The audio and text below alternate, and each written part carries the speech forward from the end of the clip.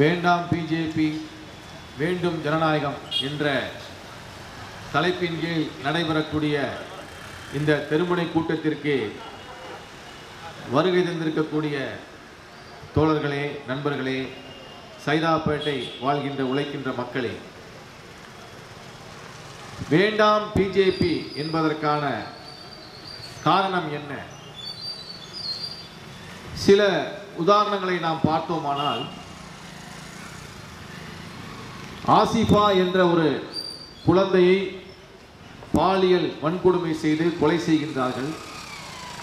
பொதுவாக இப்படி ஒரு வன்கொடுமை நடந்தால் சமூகம் எப்படி அதை பார்க்கும் என்றால், இது மிகப்பெரிய கொடுமை, கொடூரம், ஆகவே அவன் தண்டிக்கப்பட வேண்டும் என்றுதான் சமூகத்தின் கோரிக்கையாக இருக்கும்.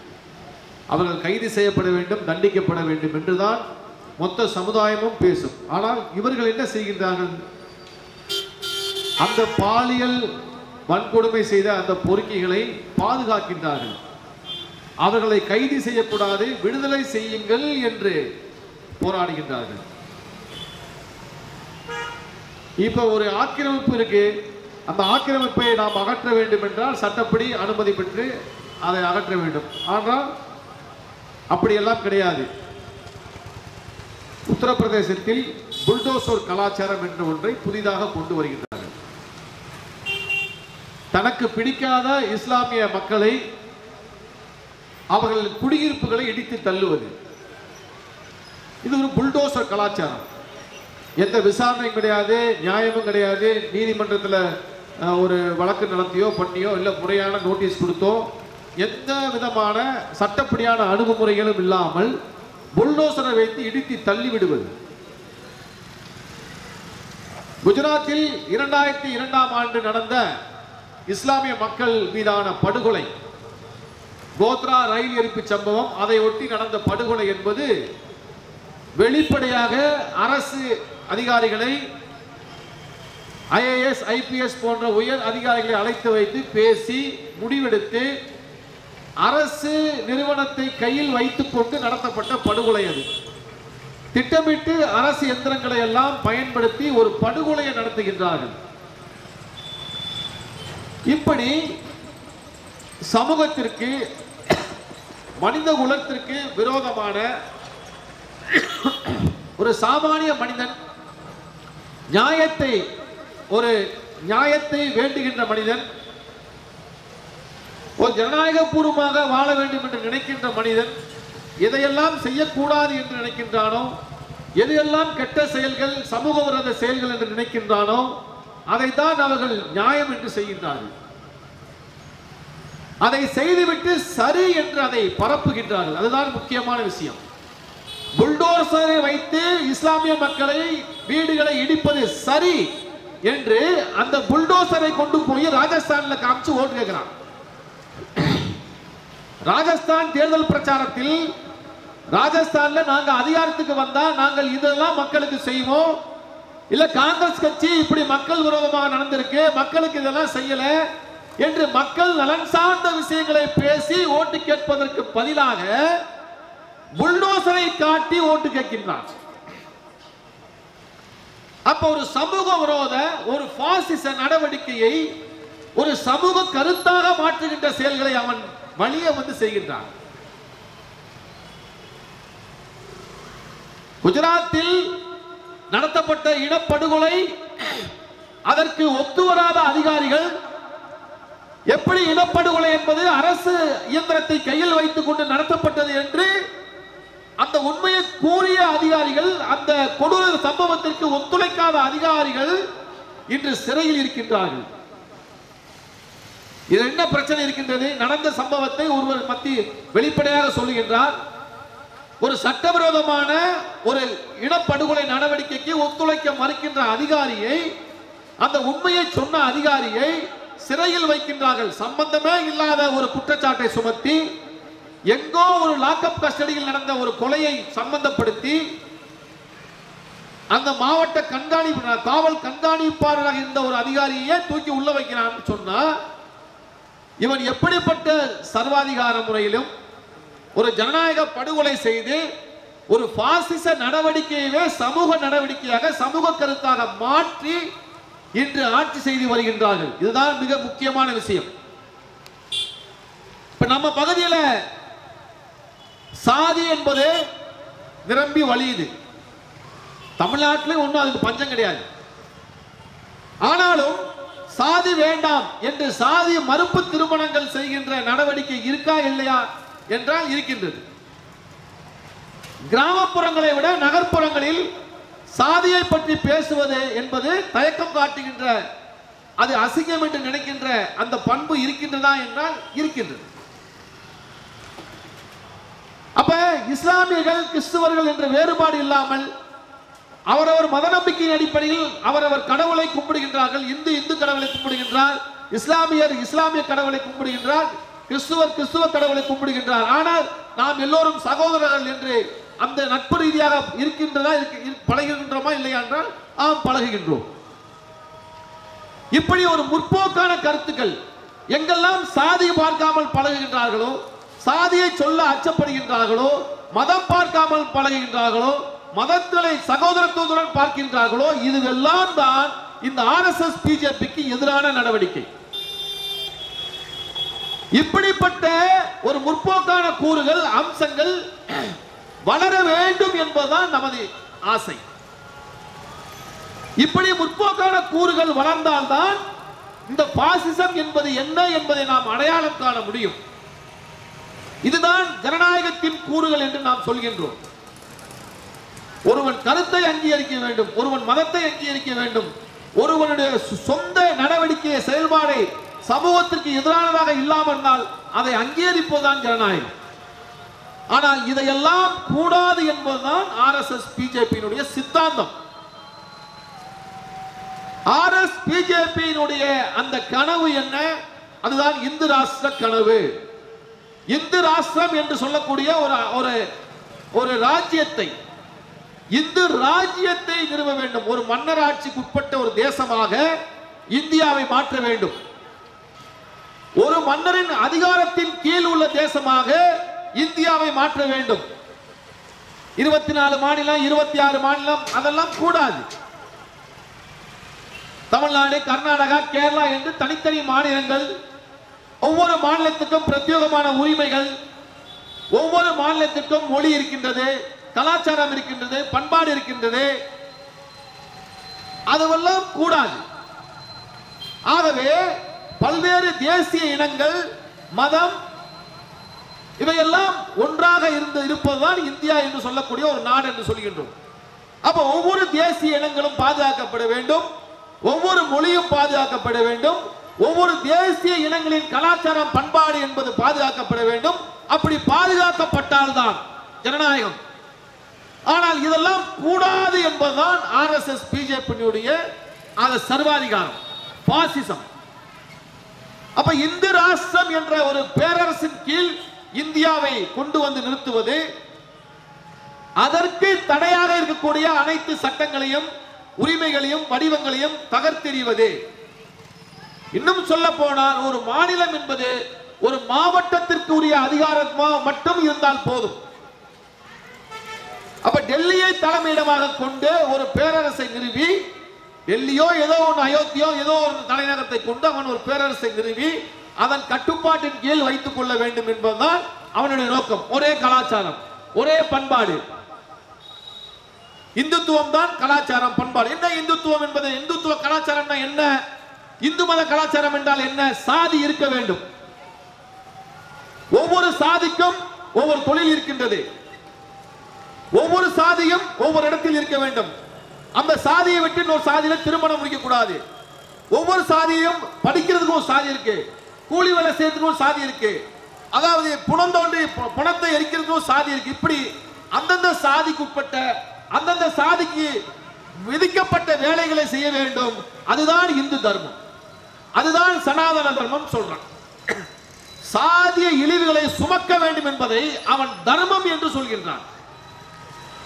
சாதிய இழிவுகளை சுமப்பது என்பது மனிதத்தன்மையற்றது என்று நாம் சொல்கின்றோம். ஆனால் அவன் அதுதான் தர்மம் என்று சொல்கின்றான். இப்படி அனைத்து மாநிலங்களுக்கும் உள்ள மொழி, கலாச்சாரம், பண்பாடு, இந்த இறையாண்மை என்று அனைத்தையும் எல்லாத்தையும் பிடுங்கிவிட்டு இந்து ராஷ்டிரம் என்ற ஒரு பேரரசின் கீழ் இந்தியாவை கொண்டு செல்ல வேண்டும் என்பதுதான் அவனுடைய திட்டம். அதை நிறைவேற்றுவதற்காகத்தான் அவன் போராடி கொண்டிருக்கின்றான். அப்படி நிறைவேற்றி விட்டால் அங்க ஜனநாயகம் என்பது இல்லை. அங்க ஏற்றத்தாழ்வு இருக்கும், சாதி இருக்கும், எல்லாரும் வந்து சாதியின் அடிமைகளாக இருப்போம். அங்க உரிமைகள் இருக்காது, எதுவும் இருக்காது. அப்ப இந்து மதம் என்று சொல்வதும் இந்துத்துவ பண்பாடு கலாச்சாரம் என்று சொல்வதும் ஒரு படிநிலையை உருவாக்கி எல்லாவற்றையும் அனைவரையும் அடிமைகளாக வைத்துக் கொண்டு பார்ப்பனிய சித்தாந்தம் தான் அதற்கு கோலோச்சுகின்ற, அதை ஆட்சி செய்கின்ற இடத்துல வந்து இருக்கும். இது இந்து தர்மத்தினுடைய, அவன் சொல்லக்கூடிய இந்து தர்மம் இதுதான். இன்னொரு பக்கம் என்ன? கார்ப்பரேட் நலன் கொண்ட சமுதாயம். கார்ப்பரேட்டுகள், அதாவது பெருமுதலாளிகள், அந்நிய நாட்டின் முதலாளிகள் இந்த நாட்டின் இயற்கை வளங்கள், கனிம வளங்களை, சொத்துக்களை, பொதுத்துறை நிறுவனங்களை, உழைப்பு சக்திகள் எல்லாம் சுரண்டி கொழுக்க வேண்டும். அதற்கு ஏற்ப இந்தியாவை வடிவமைக்க வேண்டும். அதற்கு ஏற்ப சட்டத்திட்டங்களை மாற்றி முழுக்க முழுக்க அதானிகளும் அம்பானிகளும் கார்ப்பரேட் நிறுவனங்களும் பன்னாட்டு நிறுவனங்களும் கொள்ளையடிக்கின்ற வேட்டை காடாக இந்தியாவை மாற்ற வேண்டும். இது ரெண்டு தாங்க அவனோட நோக்கம். இந்த ரெண்டை நிறைவேற்றுகின்ற நடவடிக்கையில் அவன் இருப்பதால் தான் இது ஜனநாயகத்திற்கு விரோதமானது, இது ஒரு பாசிச நடவடிக்கை என்று நாம் சொல்கின்றோம். அதனால் தான் வேண்டாம் பிஜேபி, வேண்டும் ஜனநாயகம் என்று சொல்கின்றோம். அப்ப இங்க ஜனநாயகம் என்பது இல்லை என்பதுதான் அதன் பொருள். ஆனா என்ன சொல்லப்படுகின்றது? இங்க ஜனநாயகம் இருக்கு, நம்ம தேர்தல் நிக்கிறோம், தேர்தல் யாரெல்லாம் நிக்கிறோம், ஓட்டு போடுறோம், ஓட்டு போட்டு தான் நம்ம தேர்ந்தெடுக்கிறோம், ஓட்டு போட்டு தேர்ந்தெடுத்த நாம் ஓட்டு போட்டு தேர்ந்தெடுத்த மக்கள் பிரதிநிதிகள் தான் நம்மை ஆள்கிறார்கள் என்று நாம் நம்ப வைக்கப்படுகின்றோம். ஆனால் உண்மை அது அல்ல. நாம் தேர்ந்தெடுத்த மந்திரிகளும் நாம் தேர்ந்தெடுத்த அரசாங்கங்களும் இங்கே உண்மையில் நம்மை ஆள்வதில்லை. இன்று நமது நாட்டில் நம்மை ஆள்வது என்பது மூலதனம் தான் நம்மை ஆள்கின்றது. பன்னாட்டு மூலதனம், அதானி அம்பானிக்கள், இப்படி பன்னாட்டில் இருந்து வெளிநாடுகளிலிருந்து வரக்கூடிய மூலதனங்களும் இன்று நமது நாட்டில் என்ன வகையான பொருளாதாரத்தை கட்டமைக்க வேண்டும் என்பதை அவர்கள் முடிவு செய்யும். மூலதனம் என்ன எதை முடிவு செய்கின்றதோ அதன் மூலமாகத்தான் இங்கே ஆட்சி அதிகாரம் நடக்கின்றது. அப்ப மக்களால் தேர்ந்தெடுக்கப்பட்ட பிரதிநிதிகளும் சரி, ஏற்கனவே இங்க அரசு ஒன்று இருக்கு இல்லையா, நிலையா ஒன்று இருக்கு. கலெக்டரையோ ஐஏஎஸ் ஐபிஎஸ் அதிகாரிகளையோ இல்ல அரசு துறைகள்னு நிறைய நம்ம பார்க்கிறோம். வருவாய்த்துறை இருக்கு, போலீஸ் துறை இருக்கு, இந்த மாதிரி பல்வேறு துறைகள் நம்ம நாட்டில் இருக்கு. இந்த துறைகள் தான் உண்மையில் நம்மளை ஆட்சி அதிகாரத்தை செலுத்தி ஆளுகின்றார்கள். அப்ப மக்களால் தேர்ந்தெடுக்கப்படாத ஒரு நிறுவனங்கள் இருந்து கொண்டு நிரந்தரமாக இருந்து கொண்டு நம்மை ஆள்கின்றார்கள். அதுதான் அவர்களிடம்தான் உண்மையான அதிகாரம் இருக்கின்றது. அப்ப மக்களால் தேர்ந்தெடுக்கப்பட்டு போகின்றவர்களுக்கு அதிகாரம் இல்லையா என்றால் இல்லை, உண்மையில் இல்லை. நீங்க உங்க வீட்டுல உங்க தெருவில் ஒரு ரோடு போடணும் அப்படின்னு நீங்க சொன்னீங்கன்னு சொன்னா, நீங்க போய் எம்எல்ஏ போய் மனு கொடுத்தா அது ஒன்றும் வேலைக்கு ஆகாது. எம்எல்ஏ சைன் போட்டு அதை வந்து நீங்க வந்து சாங்ஷன் பண்ண முடியாது. அதுக்கு அதிகாரம் யாருக்கு இருக்குன்னா கலெக்டர் தான் இருக்கு.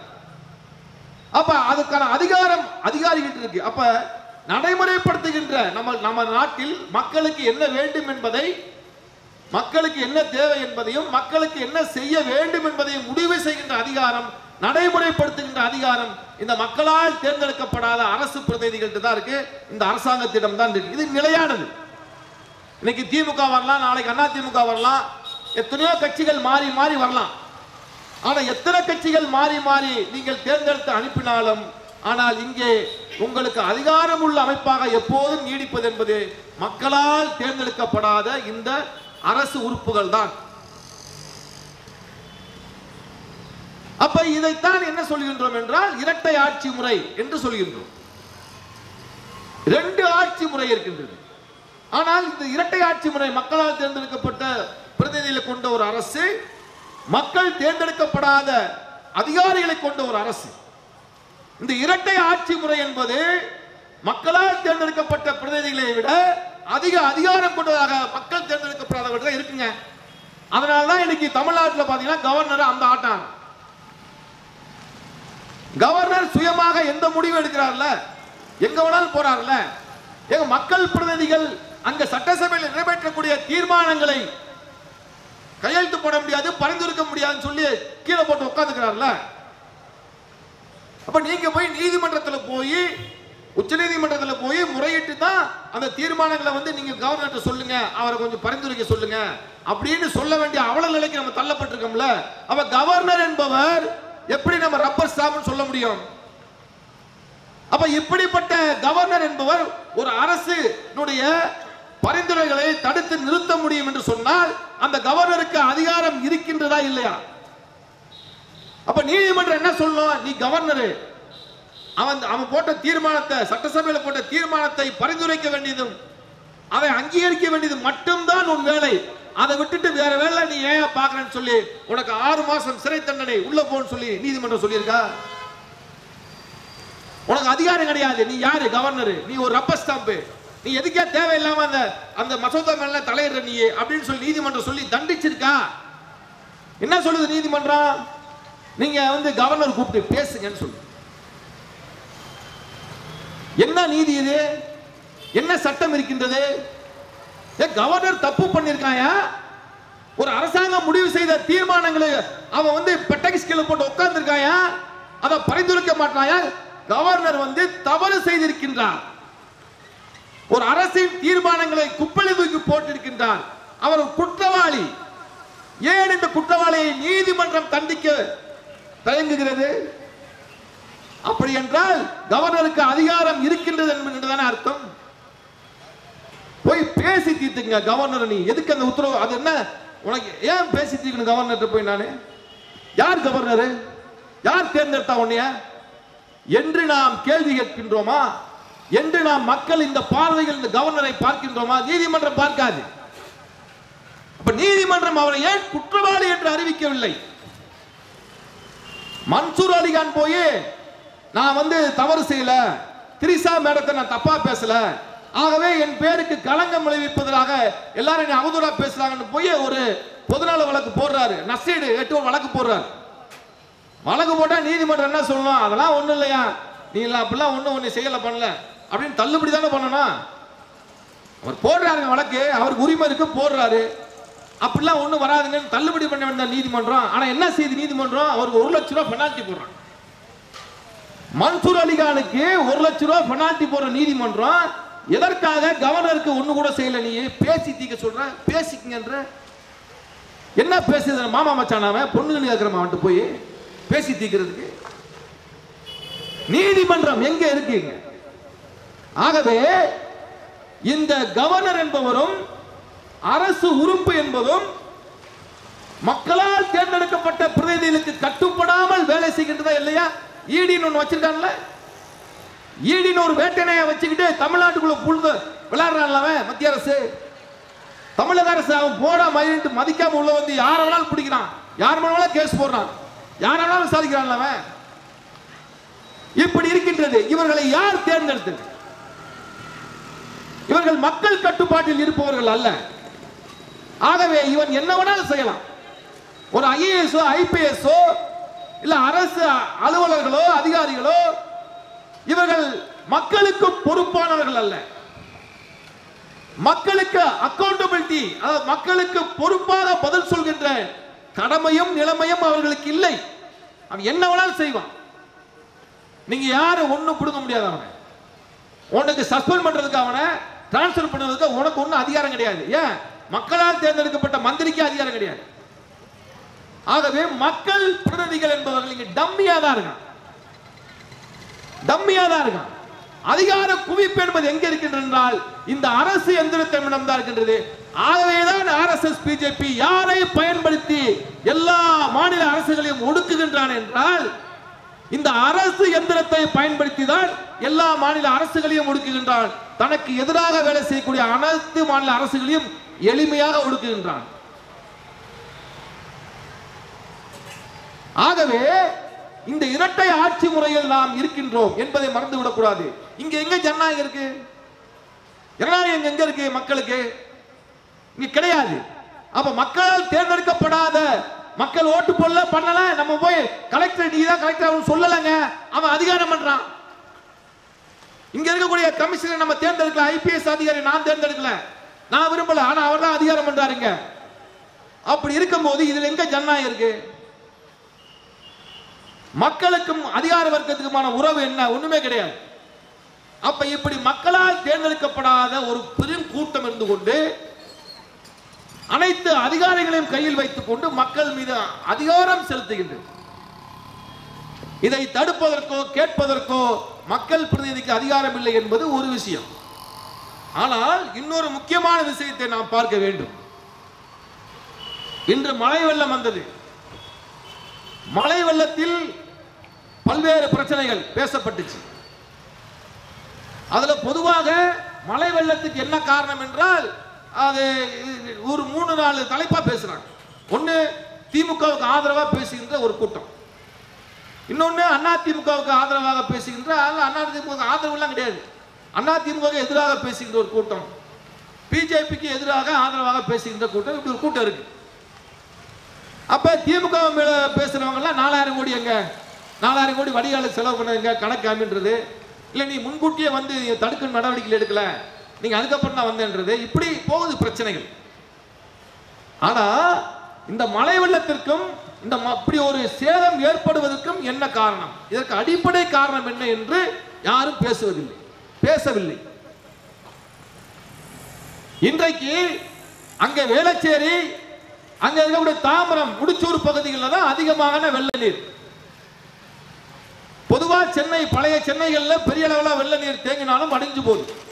அந்த வெள்ள நீர் தேங்குவதற்கான காரணம் வடிகால் பிரச்சனை இங்க இருக்கு, அதனாலதான் தேங்குது. ஆனால் முடிச்சூர் பக்கமும் வேளச்சேரி, பள்ளிக்கரணை இந்த பகுதியில் வெள்ள நீர் தேங்குவதற்கு என்ன காரணம் என்றால் முழுக்க முழுக்க ஆக்கிரமிப்பு.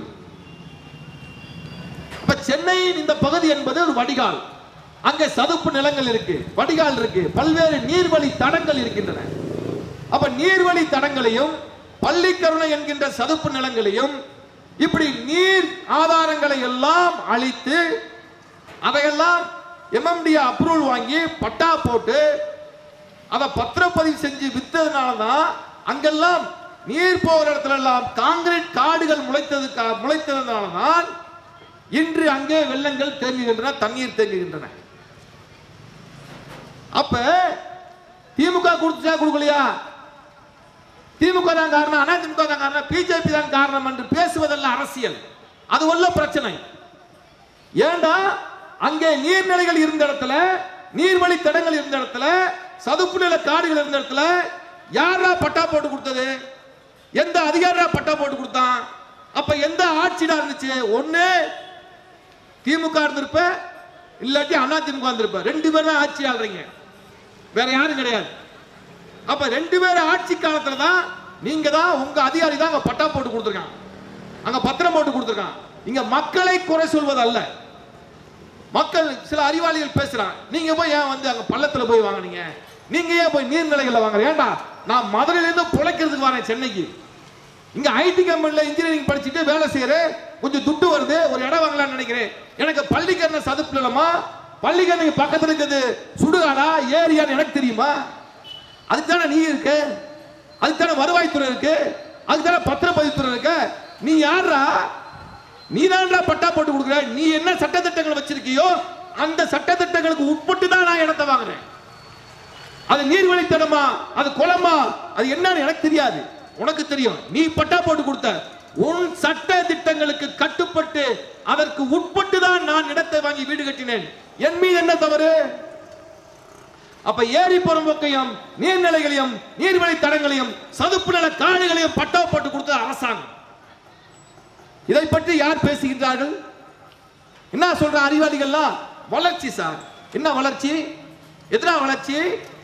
நம்ம சென்னை 1 என்று சொல்லக்கூடிய மிகப்பெரிய ஐடி நிறுவனத்தை கொண்டு வந்து நூற்றுக்கணக்கான ஏக்கர், சென்னை 1 என்று சொல்லக்கூடிய ஐடி கம்பெனி நூற்றுக்கணக்கான ஏக்கர் சதுப்பு நிலத்துக்கு உள்ள நடுவுல இருக்குடா, நடுவுல இருக்கு. அந்த ஐடி கம்பெனிக்கு அதிகாரம் வழங்கினது யாரா? நீ தானே. திமுக இருப்ப, அதிமுக 2 பேரும் ஒருத்தானே இருப்ப. குற்றவாளி யாரு? அந்த ஐடி கம்பெனிக்காரன் நீயா? 2 பேரும் சேர்ந்ததான். அப்ப ரியல் எஸ்டேட் காரன் அரசு இவர்கள்லாம் சேர்ந்து அப்பாவி மக்கள் தலையில இந்த நிலங்களை எல்லாம் பட்டா போட்டு கொடுத்து, நீர்நிலைகள் எல்லாம் பட்டா போட்டு கொடுத்து சாதாரண மக்கள் தலையில கட்டினது ஒரு பக்கம். இன்னொரு பக்கம் இந்த பன்னாட்டு நிறுவனங்கள் வருகையை ஒட்டி ஐடி என்று சொல்லக்கூடிய தகவல் தொழில்நுட்ப துறை என்று சொல்லக்கூடிய ஒரு நிறுவனங்கள் 2000க்கு பிற்பகுதியில் வருகின்றது. 2000 ஆண்டுகளுக்கு பிற்பகுதியில் வருகின்ற இந்த நிறுவனங்கள் அனைத்தும் இந்த நீர்நிலைகள் எல்லாம் அமைக்கப்படுகின்றது. ஒன்று இரண்டு அல்ல, ஆயிரக்கணக்கான நிறுவனங்கள். நீங்க அடையாறுல அந்த எஸ்ஆர்பி டூல்ஸ்ல இருந்து இல்ல மத்திய கைலாஸ் இருந்து எடுத்துக்கிட்டீங்கன்னா, மத்திய கைலாஸ் இருந்து கேளம்பாக்கம் திருப்பூரூர் வரைக்கும் 2 பக்கங்களும் வயக்காடு நீர்நிலைகள். இந்த 2 பக்கமும் இன்றைக்கு கட்டடங்கள் இருக்கின்றன, கான்கிரீட் காடுகளாக மாற்றப்பட்டிருக்கின்றன. அனைத்தும் ஐடி நிறுவனங்கள். அந்த ஐடி நிறுவனங்கள் சார்ந்த ஊழியர்கள் குடியிருப்பதற்கான குடியிருப்பு கட்டிடங்கள்.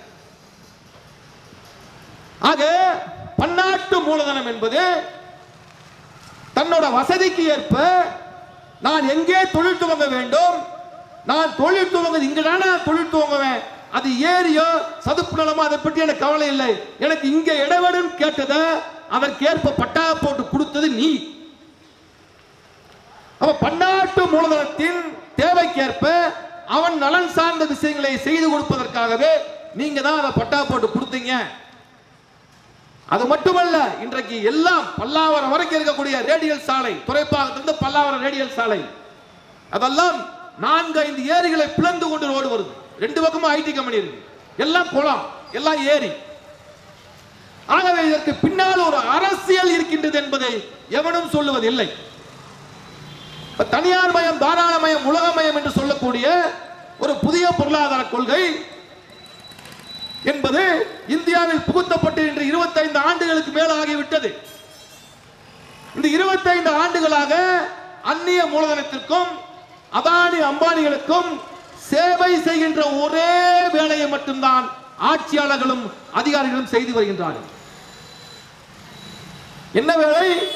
பன்னாட்டு மூலதனங்களை வரவேற்பதும், அவர்கள் என்ன நினைக்கின்றார்களோ, அவர்கள் எதை காட்டுகின்றார்களோ அவையெல்லாம் பட்டா போட்டு கொடுத்து, அவையெல்லாம் எடுத்து அவர்கள் கொடுத்து, இந்த நாட்டின் நலன்களை பற்றியோ, சுற்றுச்சூழலை பற்றியோ, நீர்நிலைகளை பற்றியோ, விவசாயத்தை பற்றியோ, தொழிலாளியை பற்றியோ, விவசாயியை பற்றியோ, சிறுதொழிலை பற்றியோ, சிறுவணிகத்தை பற்றியோ எதை பற்றியும் எனக்கு அக்கறை இல்லை. பன்னாட்டு மூலதனம் வர வேண்டும், அது வளர வேண்டும், அது ஒன்றுதான் எங்கள் அக்கறை என்று இந்த அதிகாரிகளும் அரசு உறுப்புகளும் அரசியல்வாதிகளும் செய்திருக்கின்றார்கள். அவன் எப்படி செஞ்சான்? எப்பா வெறும் காசுக்கு ஆசைப்பட்டு செஞ்சுட்டான் அவன் கிடையாது. இது ஒரு ஒப்பந்தம் மூலமாக வருகின்றது. உலக வர்த்தக கழகம், உலக வங்கி போன்ற அதாவது ஏழை நாடுகளை, வளரும் நாடுகளை சுரண்டுவதற்காகவே சில நிறுவனங்களை உருவாக்கி வைத்திருக்கின்றான் பெரும் முதலாளிகள். வல்லரசு நாடுகளின் முதலாளிகள் உலக வங்கி, உலக வர்த்தக கழகம் போன்ற நிறுவனங்களை உருவாக்கி வைத்து அந்த நிறுவனங்களில் ஒவ்வொரு நாட்டையும் கூப்பிட்டு ஒப்பந்தம் போடுறான். இன்னைக்கு திமுக இருக்கலாம், நாளைக்கு அண்ணா திமுக இருக்கலாம், நாளைக்கு சீமான் வரலாம், எவன் வேணா வரலாம். ஆனா போட்ட ஒப்பந்தத்தை ரத்து செய்ய முடியாது. என்ன ஒப்பந்தம்? கடன் தாரேன், உன் நாட்டுக்கு கடன் தாரேன், எல்லாம் தாரேன், உனக்கு கமிஷன் தாரேன், வாங்கிக்கோ. இந்த கூட அடுத்த மாசம் நடக்க போகுது அந்நிய மூலதனத்தின் வருகைக்காக இங்க ட்ரேட் சென்டர்ல வேலை நடந்துட்டு இருக்கு. கட்டணுங்க, அங்க பிள்ளைங்க எல்லாம் கட்டிட்டு இருக்கானுங்க, ஏற்பாடு நடந்துட்டு இருக்கு. எதற்காக? அந்நிய மூலதனத்தை வரவேற்பதற்காக ஏற்பாடு நடக்குது. இப்படி அந்நிய மூலதனம் என்பது, வருகை என்பது ஒரு ஒப்பந்தங்கள் மூலமாக வருகின்றது. இதற்கு அரசு தடை இல்லை. எந்த அரசு வந்தாலும் அந்நிய மூலதனத்தை வரவேற்பதும், அதை பாதுகாப்பதும், அதை வளர்த்தெடுப்பதும் மட்டும்தான் இந்த அரசாங்கத்திற்கு வேலை. ஆனால் என்ன சொல்கின்றார்கள் அவர்கள்? நாம் என்ன நம்பிக்கொண்டிருக்கின்றோம்? இவர்கள் நமக்காக போகின்றார்கள், நம்மிடம் ஓட்டு வாங்கிவிட்டு நமக்காக வேலை செய்ய போகின்றார்கள் என்று நாம் நம்புகின்றோம். அப்படி அல்ல. நம்மிடம் ஓட்டு வாங்கிவிட்டு அவர்கள் அதிகாரத்தை கைப்பற்றிக் கொண்டு அந்த அதிகாரத்திலிருந்து இந்த அரசும் அந்த இரட்டை ஆட்சியாளர்களும் கூட்டு சேர்ந்து கொண்டு அந்நிய மூலதனத்தை பாதுகாப்பதற்கும் வளர்ப்பதற்கும் வேலை செய்கின்றார்கள். இதுதான் அரசியல். இந்த அரசியல் எவனும் பேசுறது வளர்ச்சி. இந்த வளர்ச்சியை ஒரு அறிவாளிகள், சில அறிவாளிகள் யூடியூபர்ஸ் இருக்கான், அவன் என்ன சொல்றான்னா இது வளர்ச்சி. இந்த வளர்ச்சியை அரசாங்கம் வெறும் சென்னையில மட்டும் குவிச்சுட்டாங்க. சென்னையில மட்டும் குவிக்காம இந்த பரவலாக எடுத்துட்டு போனோம். எங்க எடுத்துட்டு போனோம்? ராமநாதபுரம், சிவகங்கை, எப்படி கீழக்கரை, இப்படி எடுத்துட்டு போனோமா வளர்ச்சியை? ஏன்னா டிசிஎஸும் அவனும் இவனும் எல்லா கம்பெனிக்காரனும் ராமநாதபுரத்தில் போய் ஒரு காட்டுக்குள்ளே போய் கம்பெனியை வைனா வைப்பானா? இல்லை வைப்பானா? அவன் கை நீட்ட இடத்துல அவனுக்கு என்ன தேவையோ அதை செஞ்சு கொடுக்குதான் உன் வேலை. ராமநாதபுரத்தில் முள்ளு காட்டுக்குள்ளே போய் டிசிஎஸை கொண்டு போய் வைனா வைப்பானா அவன்? அப்போ இந்த அறிவாளிகள் பேசுவதெல்லாம் ஏமாற்று. இவர்கள் இந்த அரசை பாதுகாப்பதற்காக பேசுகின்றார்கள். அப்படி அல்ல. வளர்ச்சி என்பது எங்கே அவனுக்கு தோதாக இருக்கின்றதோ, எங்கே அவன் பொருளை எளிமையாக ஏற்றிச் செல்ல முடியுமோ, எங்கே அதிகமாக தண்ணீர் கிடைக்கின்றதோ, எங்கே நகரங்கள் விரிவாக இருக்கின்றதோ, எல்லா வசதி வாய்ப்பும் எங்கே அடங்கி இருக்கின்றதோ அங்கேதான் பன்னாட்டு மூலதனம் வரும், குவியும். இதுதான் யதார்த்தம். அவன் ஒண்ணு கேடப்பய கிடையாது, இழிச்சவாய் கிடையாது. நீ எங்களை இழிச்சவன் நினைச்சு பேசிட்டு இருக்கல, அப்படி கிடையாது. அந்நிய மூலதனம் என்பது அவன் எங்க வைக்கணும்னு நினைக்கிறானோ, அவன் வசதி எங்கே இருக்கின்றதோ அங்கதான் குவியும். அதற்கு பொருத்தமான இடம் சென்னை நகரம். இது ஒரு தலைநகரம். அங்க குவியுது. கடல் வழி போக்குவரத்து இருக்கு, விமான போக்குவரத்து இருக்கு. இதெல்லாம் ராமநாதபுரத்தில் இருக்கா? ராமநாதபுரத்தில் இருக்கா? ஆகவே எங்க வசதி இருக்கின்றதோ அங்குதான் அவன் குவிவான். அதுதான் இன்னைக்கு நடக்கக்கூடிய சிப்காட் எடுப்பு என்பது, பரந்தூர் விமான நிலையம் என்பது. பரந்தூர் விமான நிலையமும் இன்றைக்கு திருவண்ணாமலை இருக்கக்கூடிய பேல்பாதி சிப்காட் என்பதும் யார் நலனுக்கானது? யாருக்கானது? உனக்கு எனக்குமானதா? இல்ல இந்த நாட்டின் நலனுக்கானதா? கிடையாது. அந்நிய மூலதனத்தின் நலனுக்கானது. ஆகவே இந்த அரசு என்பது நமக்காக வேலை செய்யவில்லை. இந்த அரசு உறுப்புகளும் இந்த மக்களால் தேர்ந்தெடுக்கப்பட்ட அரசும் பன்னாட்டு மூலதனங்களுக்கும் அதானி அம்பானிகளுக்கும் வேலை செய்கின்றன என்பதை நாம் புரிந்து கொள்ள வேண்டும். அப்ப இங்க எங்க ஜனநாயகம் என்பது இது ஒரு பக்கம் சர்வாதிகாரமாக நடக்கின்றது. அந்நிய மூலதனத்தின் ஆதிக்கம் என்பது என்ன செய்யணும் என்றால், இது பல்வேறு வகையில் நமது வாழுகின்ற உரிமையை பறிக்கின்றது. அவன் எப்படி RSS பிஜேபி அவனது இந்துத்துவ கொள்கையை வைத்துக் கொண்டு பண்பாட்டு கலாச்சார உரிமைகளை பறிக்கின்றானோ, அதுபோல பன்னாட்டு மூலதனம் பாய்வது என்பது நமது அனைத்து உரிமைகளையும், வாழுகின்ற உரிமைகளை பறிக்கின்றது. அதான் முக்கியமான விஷயம். என்ன வாழுகின்ற உரிமை? வாழுகின்ற உரிமை என்பது நான் நிரந்தரமாக வேலை செய்ய வேண்டும், அது என்னோட உரிமை. நான் 58 வயது வரைக்கும் வேலை செய்ய வேண்டும், அது எனது உரிமை. எனக்கு நிரந்தர தொழிலாளியாக நீ ஆக்க வேண்டும், எனக்கு சம்பள உயர்வு கொடுக்க வேண்டும், போனஸ் கொடுக்க வேண்டும், நான் பாதிக்கப்பட்டால் இறந்து போனால் என் குடும்பத்திற்கு பாதுகாப்பு வேண்டும், ESI வேண்டும், PF வேண்டும் என்று ஒரு சமூக பாதுகாப்பு பெற்ற ஒரு தொழிலாளியாக நான் வாழ வேண்டும் நினைக்கின்றேன். அது என்னுடைய உரிமை, அது என்னுடைய வாழ் உரிமை. நான் எனது மண்ணில் விவசாயம் செய்ய வேண்டும், எனது விவசாயத்திற்கு தேவையான அனைத்து வசதிகளையும் இந்த அரசாங்கம் செய்து தர வேண்டும், எனக்கு மானியம் தர வேண்டும், நான் உற்பத்தி செய்த விவசாய பொருட்களை நீங்கள் உரிய விலை கொடுத்து அரசாங்கம் கொள்முதல் செய்ய வேண்டும். இது என்னுடைய விவசாயம் செய்கின்ற வாழ்வுரிமை. நான் சிறு தொழில் நடத்துகின்றேன், ஒரு கடை வச்சிருக்கேன். நான் பல்வேறு சிறு தொழில், சிறு குறு நிறுவனங்கள் இருக்கு, கடை வச்சிருக்காங்க, தொழில் பண்றாங்க. இந்த கடைக்கும் நான் செய்கின்ற தொழிலுக்கும் நீ லோன் தரணும், எனக்கு மானியம் கொடுக்கணும், எனக்கு எல்லா வசதியும் செஞ்சு தரணும், எனக்கு வரியெல்லாம் குறைச்சு கொடுக்கணும். ஆனால் இதை எதையுமே அரசாங்கம் செய்வதில்லை. ஒரு தொழிலாளி தன் பெற்ற உரிமையை, தனக்கான வாழ்முறை உரிமையை, ஒரு தொழிலாளியின் வாழ் உரிமையை பறிக்கக்கூடிய சட்டங்களை ஏற்றுகிறது மோடி அரசாங்கம். தொழிற்சங்க சட்டங்களை எல்லாம் பிடுங்கிவிட்டு 4 கோடுகளாக மாற்றுகின்றார்கள். ஆகவே ஒரு தொழிலாளி தன் வாழ்கின்ற உரிமையை இழக்கின்றான். ஒரு விவசாயினுடைய எல்லா உரிமைகளையும் பறிக்கின்றான். பரந்தூர் விமான நிலையத்தில் விமான நிலைக்க போறோம், 14 ஊர் காலி விட்டு போனான். ஒரு வாழ்க்கை அடித்தளம் விவசாயம். அவன் அப்ப தாத்தன் பரம்பரை பரம்பரையாக அங்க விவசாயம் செய்து வாழ்ந்த அந்த மனிதனுக்கு, அந்த குடும்பத்திற்கு என்ன பதில் சொல்கின்றது அந்த அரசாங்கம்? அவன் வாழ்க்கையை பற்றியான மதிப்பீடு என்ன?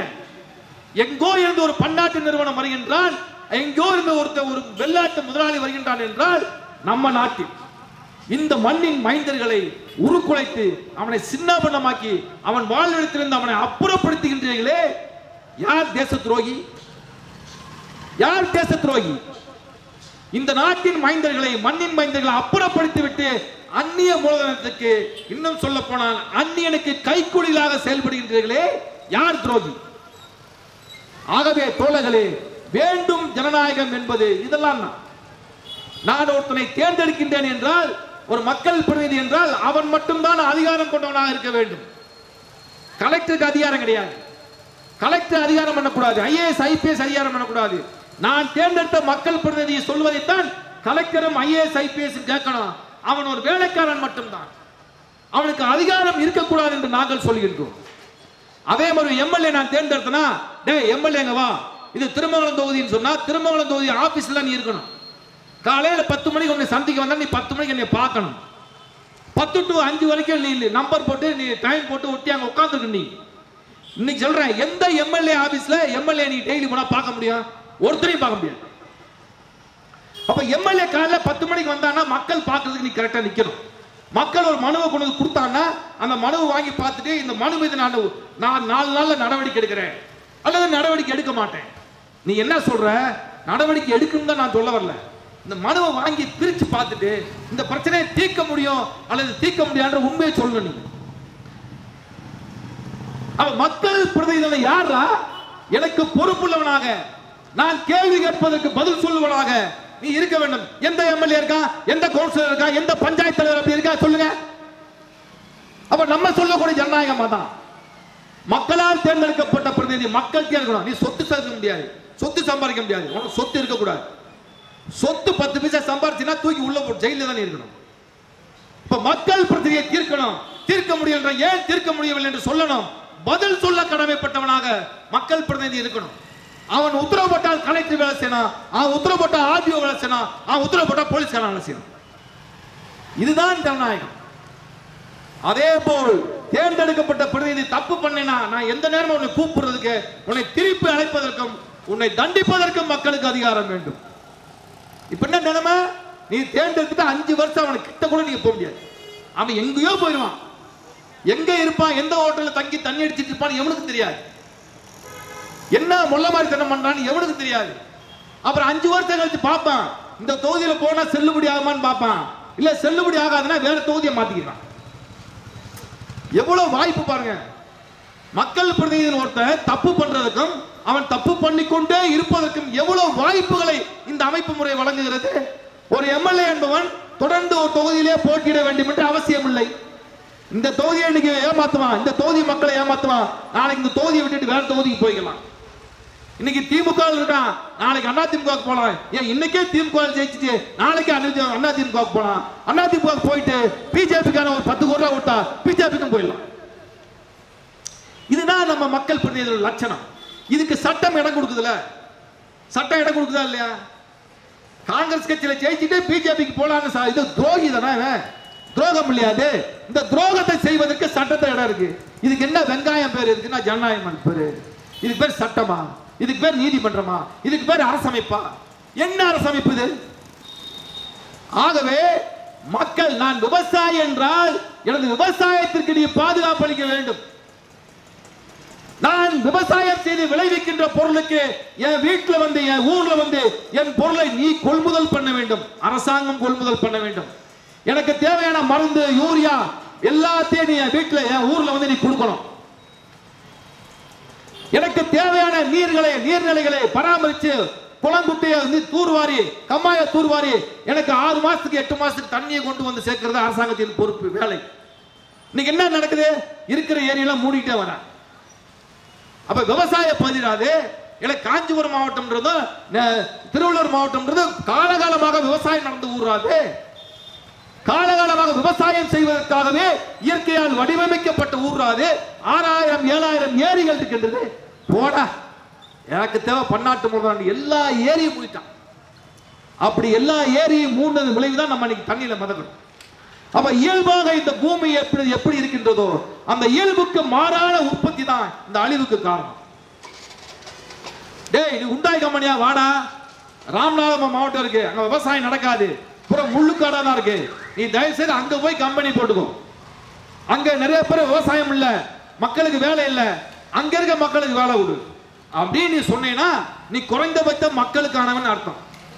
சொல்றியா? நீ சொல்லல. அவன் சொல்றான், எங்க விவசாயம் நல்லா நடக்குது அதைத்தான் நான் அழிக்கிறேன்றான். எங்க தண்ணி அதிகமா இருக்கு அங்க என்ன கூட தண்ணியை எல்லாம் மோந்து கார் தயார் பண்ணி கழிவு நீரா மாத்தி சுற்றுச்சூழலை கெடுப்பேன்றான். நீ அதுக்கு அனுமதி கொடுக்குற? ஆகவே இந்த நாட்டை பற்றியும் மக்களை பற்றியும் இந்த சுற்றுச்சூழலை பற்றியும் இந்த நாடு அழிவதை பற்றியும் எந்த அக்கறையும் இல்லாதவர்கள் தான் இவர்கள். இன்றைய சூழலில் நாம் பிஜேபியை எதிர்ப்பது என்பது அது ஒரு பாசிச கட்சி என்பது மட்டுமல்ல, அது அதை தாண்டி ஒரு ஏகாதிபத்திய ஒரு அந்நிய மூலதன அதானி அம்பானிகளின் கையாளாக வேலை செய்கின்றது. அதற்காக நாட்டு மக்களின் அனைத்து உரிமைகளையும் அடைய வைக்கின்றது. இந்த நாட்டின் அனைத்து இறையாண்மை, இந்த நாட்டின் அனைத்து பொருளாதாரங்கள் இயற்கை வளங்களை தாரை வார்த்து கொடுக்கின்றது என்பதால் எப்போதுமே நாம் பிஜேபி போன்ற கட்சிகளுக்கு என்ன செய்ய வேண்டும்? அவனுக்கு ஜனநாயகம் கொடுக்க முடியாது, அவன் பேசுறதுக்கு உரிமை கொடுக்க முடியாது. எங்க திருவாரூர்ல வேண்டும் வேண்டாம் பிஜேபி வேண்டும் ஜனநாயகம் என்று ஒரு பேனர் வைக்கிறாங்க தோழர்கள், திருவாரூர்ல வைக்கிறாங்க. அத போலீஸ் எடுன்னு சொல்லுது. எதுக்கு எடுக்கணும்? இல்லப்பா பிஜேபி காரனா தகராறு பண்றான், அதனால அந்த பேனர் எடுத்துருன்னு சொல்லி நேத்து நடந்த சம்பவம். அப்ப நம்ம தோழர் சொல்றாரு, என்னப்பா நாங்க பிரச்சனையே அதான், வேண்டும் ஜனநாயகம் தான் தலைப்பை வச்சிருக்கோம். அப்ப கருத்துரிமை என்பதும் பேச்சுரிமை என்பதும் ஒருத்தனை விமர்சிக்கின்ற உரிமை என்பதும் இருக்குன்னு நாங்க கேள்விப்படுறோம். அப்படி இருக்கிறதுனால நாங்க வச்சிருக்கோம். பிஜேபி காரன் வச்சிருக்க பேனரை நாங்க எடுங்க நீங்க சொன்னதில்லை. அண்ணாமலை வராரு, அண்ணாமலை தடுத்து நிறுத்தி நாங்க சொன்னதில்லை. ஏனென்றால் வரட்டும் அவனும் பேசிட்டு அவங்க அர்த்தம் சொல்லட்டும்ன்றது இன்னைக்கு நிலைமை தலைவிதியா இருக்கு, நாங்க அனுபவிச்சுட்டு இருக்கோம். ஏன் எங்க பேனர் எடுத்து சொல்றேன்றது அதுக்கெல்லாம் பதில் சொல்ல மாட்டாங்க போலீஸ். இப்ப போலீஸ் என்ன சொல்லணும்? பிஜேபி காரனை பத்தி வாயா நீ கூட்டம் போடுற, நீ பேனர் வைக்க, நீ சூழல் கருதுல அவன் சொல்றான், அதாவது பேசாம போய் அவனுக்கு உரிமை வைப்பான்னு சொல்லணும்ல போலீஸ். உனக்கு சட்டம் தெரியும்ல, அப்படி விமர்சிக்கிறதுக்கும் பேனர் வைக்கிறதுக்கும் எழுதுறதுக்கும் உரிமை இருக்குன்னு உனக்கு தெரியும்ல, ஏன் சொல்ல மாட்டேன்னா அதுதான் சர்வாதிகாரம், அதுதான் ஜனநாயக மறுப்பு. ஆகவே ஒரு பாசிச எதிர்ப்பு ஜனநாயக குடியரசு என்ற ஒரு புதிய அரசு கட்டமைப்பை உருவாக்க வேண்டும் என்பதுதான் மக்கள் அதிகாரத்தின் கோரிக்கை, மக்கள் அதிகாரத்தின் அரசியல். இங்கே வாழுகின்ற விவசாயிகளுக்கு விவசாயம் செய்கின்ற உரிமை வேண்டும். இங்கே வாழுகின்ற தொழிலாளிகளுக்கு தொழிற்சங்க சட்டப்படி நடத்துகின்ற, தொழிலாளிகளை நிரந்தரமாக நடத்துகின்ற, நிரந்தர கூலியாக மாற்றுகின்ற தொழிலாளிகளுக்கு இறையாண்மை கொண்ட தொழிலாளியாக வாழுகின்ற உரிமை வேண்டும். இங்கே இருக்கக்கூடிய சிறு குறு தொழில்கள் வளர்வதற்கான அனைத்து அம்சங்களையும் உருவாக்க வேண்டும், அவர்களுக்கு சலுகை வழங்க வேண்டும். அந்நிய பன்னாட்டு மூலதனங்களை நாம் இங்கு வரம்பிட்டுக் கொள்ள வேண்டும். அந்த அந்நிய பன்னாட்டு மூலதனங்கள் என்பதை நாம் உடனடியாக விரட்டியடிக்க முடியாது, ஆனால் அவர்களை நாம் கட்டுப்பாட்டுக்குள் வைத்துக் கொள்ள முயற்சி செய்ய வேண்டும். வா நீ நிரந்தர தொழிலாளியாக எல்லாத்தையும் நீ அங்கீகரிச்சாதான் ஒரு கம்பெனி இருக்கணும், ரெண்டு கம்பெனி தூக்கிட்டு போ அப்படின்னு ஒரு சில நிபந்தனைகளுக்கு உட்பட்டு அவர்களை செயல்பட வைக்க வேண்டும். காலப்போக்கில் நமது நாட்டின் சுய தொழில்களையும் சுய வளர்ச்சியையும் சுய தொழில்நுட்பத்தையும் சுயமான விவசாயங்களையும் ஒரு சுய சார்பு கொண்ட உற்பத்தியை நாம் காலப்போக்கில் கட்டியமைத்து விட்ட பிறகு அந்நிய மூலதனம் என்பது தன்னை போல் ஓடி போய்விடும். அப்ப அதற்கான அரசியல் விழிப்புணர்வும் அதற்கான அரசியல் அறிவையும் நாம் பெற்றுக்கொள்ள வேண்டியது அவசியம். இது வல்ல, இது ஜனநாயகம் அல்ல. நாம் பார்ப்பது ஒரு ஜனநாயக நாடு அல்ல. நாம் தேர்ந்தெடுக்க பிரதிநிதிகள், மக்கள் பிரதிநிதிகள் நமக்கானவர்கள் அல்ல. ஏற்கனவே நிலையாக இருக்கக்கூடிய அரசு என்பது நமக்காக அல்ல. நாம் தேர்ந்தெடுக்காத இவர்கள் தான் நம்மை அதிகாரம் செலுத்துகின்றார்கள் என்பதை நாம் புரிந்து கொள்ள வேண்டும் தோழர்களே.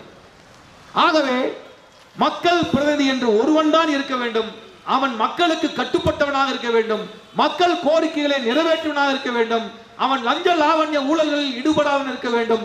அவன் தவறு செய்தால் அவனை திருப்பி அழைப்பதற்கும் அவனை தண்டிப்பதற்கும் மக்களுக்கு உரிமை வேண்டும். அப்படிப்பட்ட ஒரு அரசாங்கத்தை நாம் ஏற்படுத்த வேண்டும் என்று சொல்கின்றோம். அதுதான் உண்மையான ஜனநாயகம். அந்த ஜனநாயகத்தில் பாசிஸ்டுகளுக்கு வேலை கிடையாது, அவனுக்கு ஜனநாயகம் கிடையாது, அவன் அமைப்பு வைத்துக் கொள்ள முடியாது, அவன் தன் கருத்தை பேச முடியாது, அவன் இந்துத்துவ கருத்தையோ எந்த கருத்தையோ மதவாத கருத்தை பரப்ப முடியாது, அவன் தடை செய்யப்பட வேண்டும் என்பதுதான் நாம் சொல்லக்கூடிய ஜனநாயகம். ஆகவே அப்படி ஒரு ஜனநாயகத்தை நோக்கி நாம் பயணிக்க வேண்டும் என்ற ஒரு கற்பனையை நாம் வளர்த்துக் கொள்ள வேண்டும், ஒரு அரசியல் கருத்தாக்கத்தை நாம் உருவாக்கி கொள்ள வேண்டும். அப்போதுதான் நாம் இதிலிருந்து ஒரு மாறுபட்ட சிந்தனைக்கு, ஒரு மாறுபட்ட அரசியலமைப்பை நோக்கி நாம் நகர முடியும். இல்லை என்றால் நீ திமுக போட்டு போட்டான், திமுக சலிச்சு போச்சு 5 வருஷம், அடுத்த அண்ணா திமுக ஓட்டு போடுவான், அதுக்கடுத்து கமலஹாசன் ஓட்டு, இப்படியே போயிட்டு இருக்கோம். பிரச்சனை தீராது, பிரச்சனை இன்னும் புதைகுழி நோக்கி போயிட்டே இருக்கு. இவர்கள் யாரா இருந்தாலும் சரி நல்லா புரிஞ்சுக்கங்க, சீமான் போன்ற நபர்கள் சவுடால் பேசுறாங்க, முக்கியமா பேசுறது அதாவது கற்பனை பண்ண முடியாத சவுடால், கொஞ்சம் நஞ்சம் கிடையாது. ஏப்பா நீ நாளைக்கு அதிகாரத்துக்கு வந்தாலும் இதை விட கேவலமா தான் செயல்படுறீங்க. ஏன்னு சொன்னா அந்நிய மூலதனத்தில் நீ போட்டிருக்க ஒப்பந்தம், இந்த அரசாங்கம் ஒப்பந்தம் போட்டிருக்கு, இப்படிதான் அரசாங்கம் நடத்தணும். நீ நாளைக்கு சட்டமன்றத்துக்கு வந்துட்டேன்னா என்ன செய்ய முடியும்? இதே வேலையை நீ செய்வ, இதே ஊழல்லாம் பண்ணுவ, இதே மாதிரி அந்நிய பன்னாட்டு மூலதனத்தை நீ வேலை செய்ய முடியும். இதுதான் அரசியல். நான் வந்து பாம்பை கயிறா திருச்சிடுவேன், கயிறை மண்ணா திருச்சிடுவேன் பேசுறதுலாம் வந்து ஊரை ஏமாத்துற வேலை. நாளைக்கு சீமான் இருந்தாலும் சரி, நாளைக்கு சீமான் வெற்றி பெற்று சட்டமன்றத்துக்கு வந்தாலும் அந்நிய கைக்கூலியாகத்தான் வேலை செய்ய முடியும். இந்த சிஸ்டம் அப்படி, இந்த வரம்பு அப்படி. ஆகவே இதற்கு வெளியே நாம் சிந்திக்க வேண்டும். இந்த அரசு, இந்த கட்டமைப்புக்கு வெளியே நாம் சிந்திக்க வேண்டும். அப்படி வெளியே நாம் சிந்திப்பதன் மூலமாகத்தான் நாம் ஒரு புதிய கட்டமைப்பை உருவாக்க முடியும். அந்த கட்டமைப்பு தான் ஒரு ஜனநாயக பூர்வமான கட்டமைப்பாக இருக்கும். அதற்கான ஒரு கோடிட்டு